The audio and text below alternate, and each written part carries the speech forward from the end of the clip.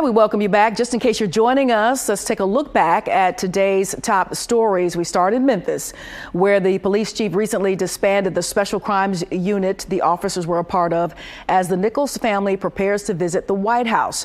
The name of the group was called the Scorpion Unit and stood for Street Crimes Operation to Restore Peace in Our Neighborhoods. Now, according to the department, the division launched that back in November of 2021 and included 40 officers split into 4 teams who patrolled high crime spots. This comes as Representative Stephen Horsford, chairman of the Congressional Black Caucus, has invited the Nichols family to Washington. He wants them to meet with President Biden to discuss swift police reform. And to North Carolina, where police are being investigated after a disabled man who was complying with commands was shot on the porch of his home. Earlier this month, footage of a disturbing police-involved shooting was publicly released. A home surveillance video showed a husband and his wife sleeping in their mobile home when they were awakened by cops on speakers demanding that they come outside. The North Carolina couple obliged, and as the man opened the door with his hands up, within seconds he was shot several times and fell backwards onto his floor. Lawmakers from both sides are now sounding the alarm on police reform, as many say the culture of police could now impact anyone. And a mom of 3 is dead after being sucked into the engine of a plane. 34-year-old Courtney Edwards was working as a ramp agent for Piedmont Airlines at Montgomery Regional Airport on New Year's Eve. The NTSB safety report says the plane's engines were left running after it landed due to an aircraft issue. Edwards was reportedly sucked into the engine while placing a safety cone. 2 safety meetings were held to alert the crew before the plane arrived, but other safety protocols were not followed. A GoFundMe has been set up to cover several expenses and child care. And lastly, in Seattle, 4 white men with white supremacist ties will spend the next 3 years behind bars for a 2018 assault on a black DJ at a bar in the suburb of Linwood, for those familiar with the area. Now, under a plea agreement, prosecutors and the defense recommended just over 3 years. All but one defendant was sentenced to 3.5 years or more. All 4 were previously convicted of committing a hate crime and making false statements. The man they attacked, Tyrone Smith, said outside the courthouse that his life is forever changed. Smith now struggles with anxiety and uses a cane. Now, the judge also ordered the defendants to pay nearly $170,000 in restitution to cover lost wages and medical bills. The Quarter Live, back to you. Thanks, Courtney. There's new frustration along the U.S. southern border. An app designed to help asylum seekers is causing a lot of confusion. A program aimed at reducing the number of people entering the U.S. illegally is facing backlash from those it's intended to help. CPB One is a mobile app serving as a one-stop shop for information about U.S. Customs and Border Protection policies.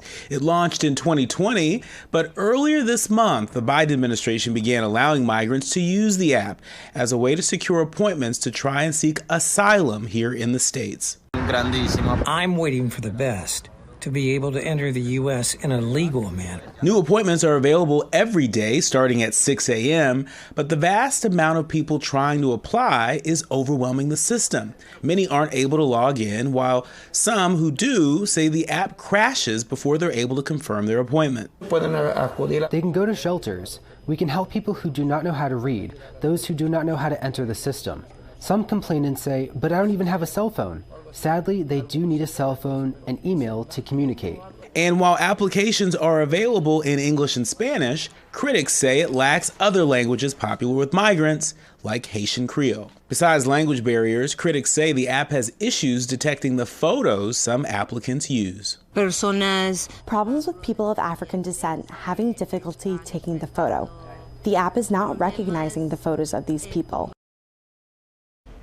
Officials have yet to comment on how many people are getting appointments, but recent numbers show illegal border crossings last month were up 40% from December of 2021. The American Association of University Professors is condemning Indiana University Northwest for firing Mark McPhail, a tenured black professor, after he allegedly said, quote, words to the effect that the only way to end racism is to kill all the white people. Now, the organization concluded the committee cannot help drawing the sad conclusion that if Professor McPhail had not questioned the racism on campus and at IU, he might have been spared, at least temporarily, from becoming a target of it. The report says the association says McPhail was given no hearing before his firing. Instead, the report also says he was fired in September 2021 when 3 campus police officers showed up at his Wisconsin home about 150 miles from the Gary campus and delivered a trespass notice threatening arrest if he entered university property. An optional training class on diversity for faculty at a Central Florida public college has been canceled so administrators can ensure it complies with a new state law known as the Stop Woke Act. The law prohibits teaching or business practices that contend members of one ethnic group are inherently racist and should feel guilt for past actions committed by others. Opponents say DeSantis doesn't have an accurate idea of what critical race theory is and argue that his motives are to suppress an accurate account of black history. A federal judge in Tallahassee last November issued a temporary injunction against the law, and the measure is being challenged in 2 other cases. An Alabama judge has paved the way for officials to remove a Confederate monument placed a century ago at the center of a historic majority black city. The city's population is now more than 93% black. The Macon County Commission filed a lawsuit to regain control of the land, which is the first step toward removing the statue. Since 1909, the Confederate monument has stood in the center of Tuskegee, a city famous for Tuskegee University and known as the training ground for black pilots in World War II. The judge gave the Tuskegee chapter of the United Daughters of the Confederacy 60 days to retrieve and remove the monument. The group could appeal that ruling. A 174-year-old Island Church in Galveston, Texas, has received $100,000 of a $4 million grant aimed at preserving institutions that have influenced U.S. society. Reedy Chapel African Methodist Episcopal Church was one of 35 historic black churches to receive part of the grant to preserve its place of worship. A church official stated, quotes, the funds will be used to repair the building's exterior masonry and stucco and to restore the beautiful stained glass windows of the church. Reedy Chapel was the first and is the oldest operating African Methodist Episcopal church in Texas.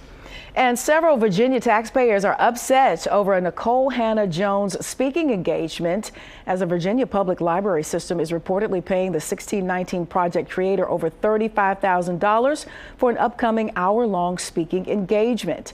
Now, according to the Fairfax County Times, the hefty price tag amounted to $589 per minute of Hannah Jones's speech, where she will be speaking on themes from the 1619 Project. Some Fairfax residents were unhappy with Hannah Jones' appearance, calling it a, quote, misuse of public funds for propaganda programming. A program agreement form provided to Hannah Jones by the county noted the title of the speech, The 1619 Project, A New Origin Story. Hannah Jones is most well known for her 1619 Project, a collection of essays published by the New York Times that insists Americans' founding history is steeped in more racism than has been traditionally taught.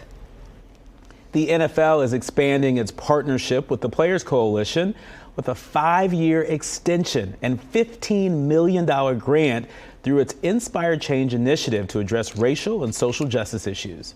The NFL has already surpassed its $250 million commitment to combat systemic racism, supporting over 650 local nonprofits and nearly 2,000 grants from players.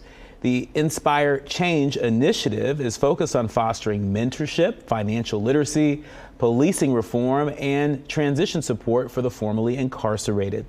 The Players Coalition works with 1,400 pro athletes to promote racial equity.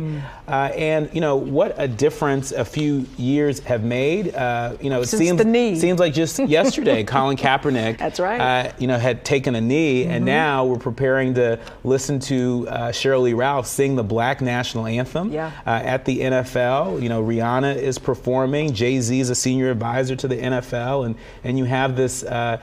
This, among other initiatives by the NFL, it seems like there are folks there that are about the work, and it seems like they have a team assembled that is constantly challenging the NFL to do better.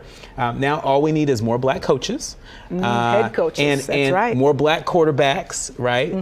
And more, quite frankly, just more opportunity. This is what this is about, right? It's about creating opportunity where we have historically been shut out of opportunity, not just in front of the camera or behind the camera, but in positions of power, influence, and authority. And historically, there's always going to be, or always has been, pushback as to when we try to move forward, you know, with our story and our history, going back to the Virginia story with Nicole Hannah-Jones and that particular appearance.